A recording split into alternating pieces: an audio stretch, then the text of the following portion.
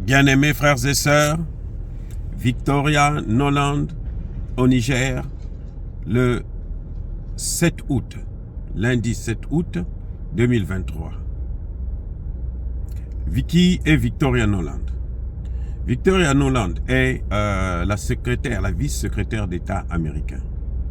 C'est-à-dire, c'est la vice-ministre des Affaires étrangères des États-Unis d'Amérique. Elle était au Niger. Madame est venue négocier avec le gouvernement.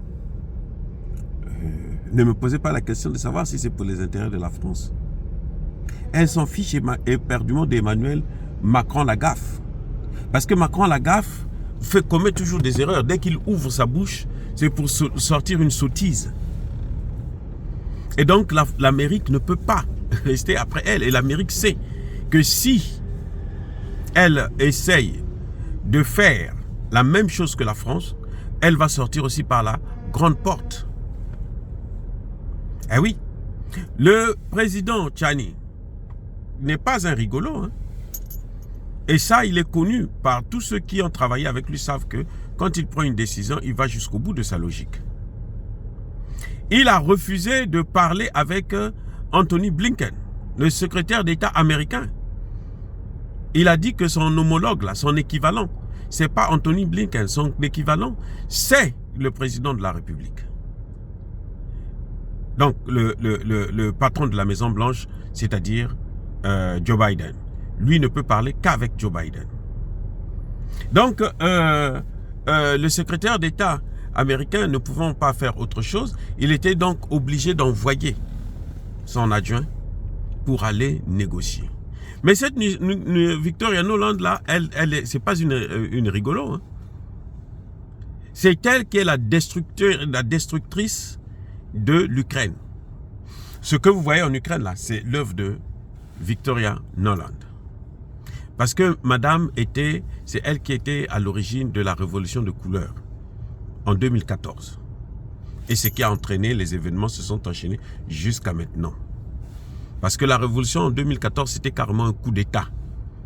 C'est elle qui avait organisé ce coup d'État. Et là, elle est allée organiser un coup d'État contre Emmanuel Macron, celui que j'appelle maintenant Macron la gaffe. Et contre, elle va aller bientôt aussi au Congo, Kinshasa. Là-bas aussi, elle va aller foutre son bordel. Mais en tout cas, au Niger, elle est allée tordre le cou à la France et à ses putains d'intérêts qu'elle croit sauvegarder Manu Militari. La France, encore comme je disais dans ma dernière vidéo, s'est fait doubler par le monstre, ou plutôt le monstre, le diable américain. Ah oui. Là, pour la France, là, les carottes sont cuites. Il n'y a plus rien à faire. Emmanuel Macron peut monter, descendre et tout c'est fini. Pendant que, vous rendez compte, pendant que la CEDEAO est en train de préparer, s'activer pour une guerre dans le Sahel, aux États-Unis, on dit que c'est pas possible de gagner cette guerre, à moins de faire une effusion de sang. On a accusé Poutine d'être entré en Ukraine, alors que Poutine avait de bonnes raisons. Mais comment ils vont justifier le fait que les États-Unis ou la France quittent leur pays, l'Europe et les États-Unis, pour venir en Afrique faire une guerre contre des Africains parce qu'il y a eu un coup d'État dans un pays. Vous vous rendez compte? Et ils ne peuvent pas gagner cette guerre puisqu'il y a le Mali, il y a le Burkina, il y a l'Algérie. Sans oublier le grand patron, Poutine. Donc, en fait, Emmanuel Macron s'était précipité de motiver la CEDEAO à pouvoir faire un coup d'État, dans un coup d'État, et que la CEDEAO trouve qu'elle ne peut pas tenir. Si les Américains ne sont pas avec eux, vous pensez que qui va financer ça? La France est surendettée. Elle n'arrive plus à s'en sortir. Les gens ont déjà commencé à sucer le caillou là-bas. On vient d'augmenter l'électricité à 10%, bientôt il va encore augmenter à 15 ou 17%. Dans quelques mois seulement, d'ici le mois de février prochain. Et la France ne s'en sort pas. Les Français sont en difficulté. Et Emmanuel Macron pense qu'il peut continuer à aller torturer les pauvres Africains qui ne lui ont rien demandé. Donc là encore, on voit que Macron la gaffe, eh ben, comme toujours, il s'est planté. encore une fois, il s'est planté. Pendant que lui, il prépare la guerre, les Américains sont en train de négocier et font avancer les choses. C'est certainement même eux qui ont demandé à Tiani de nommer rapidement un Premier ministre. Et oui, pour couper court à ces gens-là, parce qu'ils ont su, puisque eux, les Américains, ont soutenu la France dans cette volonté d'aller détruire l'Afrique, comme d'habitude, puisqu'ils l'ont fait en Libye, ça n'a rien donné, personne ne leur a reproché.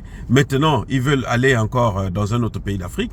Eh bien là, cette fois-ci, ils savent que s'ils font ça, ils auront déclenché la haine des Africains sur l'ensemble du territoire africain.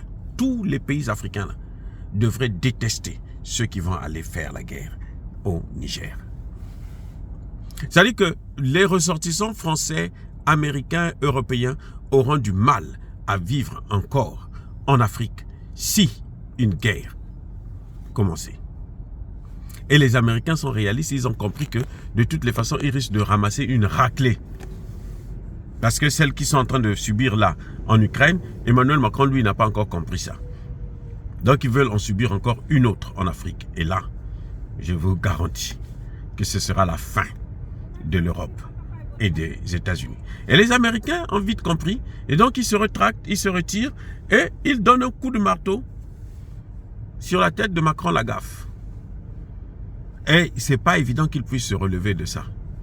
Tout ce qu'il appelle légitimité, autre là, mais le Tiani s'en fiche éperdument. S'il a nommé un Premier ministre, c'est qu'il s'en fiche de ce qu'ils font. Tinubu n'a qu'à s'occuper du terrorisme qu'il y a chez lui là-bas. Comme disait le président Gbagbo, vous ne levez pas une armée pour aller lutter contre le terrorisme, vous élevez une armée pour venir s'attaquer à l'armée d'un des pays membres en plus. Ça n'a aucun sens, c'est tellement ridicule. Bref, en tout cas, les choses ne s'arrangent pas pour la France, pour la CEDEAO. Quant à la CEDEAO, dis donc, elle est déjà morte d'une mort légale. À sa mort, là, elle est légitime, puisqu'ils aiment la légitimité. Elle est même démocratique, puisque c'est la population qui l'envoie paître.